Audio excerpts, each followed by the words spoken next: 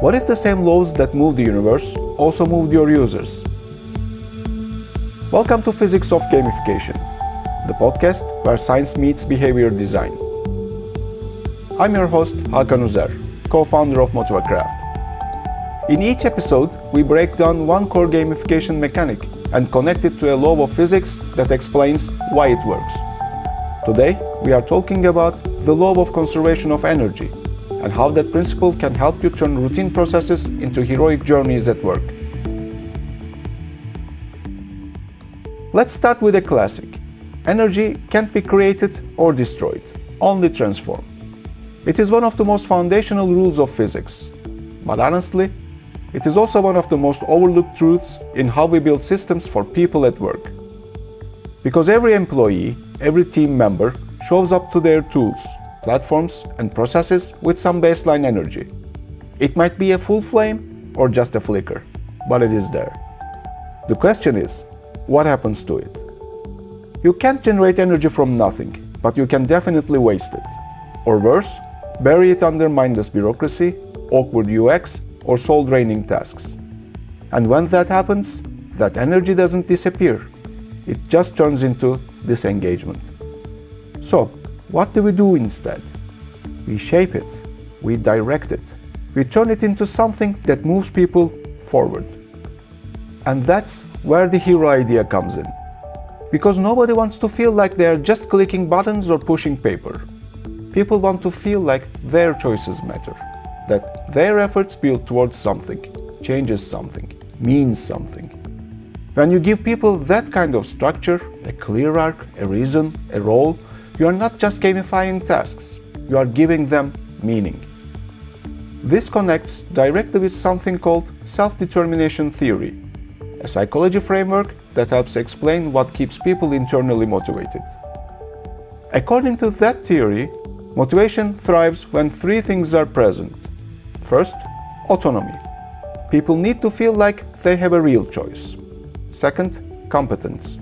They need to feel capable, like they can succeed. And third, relatedness. They need to feel like what they are doing connects to something bigger than themselves. And here is what a lot of systems get it wrong. You don't need a flashy app or massive budget to make this happen. Sometimes it is as simple as rethinking how you word something.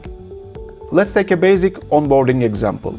You could say, please complete your profile, upload your photo, and review the orientation guide. Or you could just say, welcome. Your first mission is to assemble your identity. Your journey starts here. Same steps, same outcomes. But the second one, it makes you feel like you are entering a role, not just checking a box. What transforms a spark of energy into actual engagement isn't more effort, it is better framing.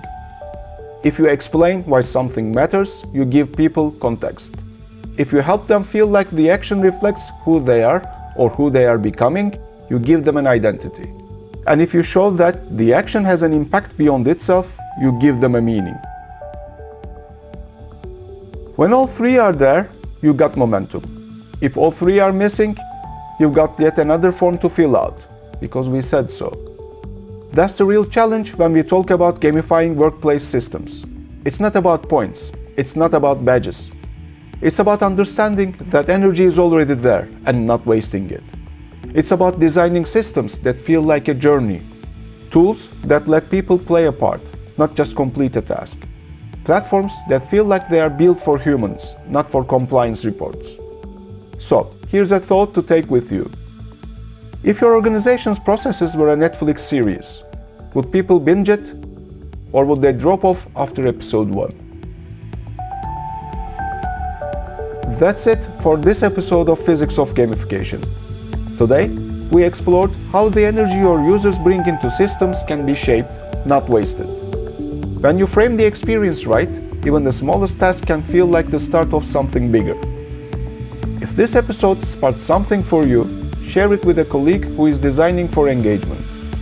I am Hakan Uzer, and next time we'll talk about momentum and how the words you choose can either move people forward or quietly slow them down. Until then, keep designing like a physicist.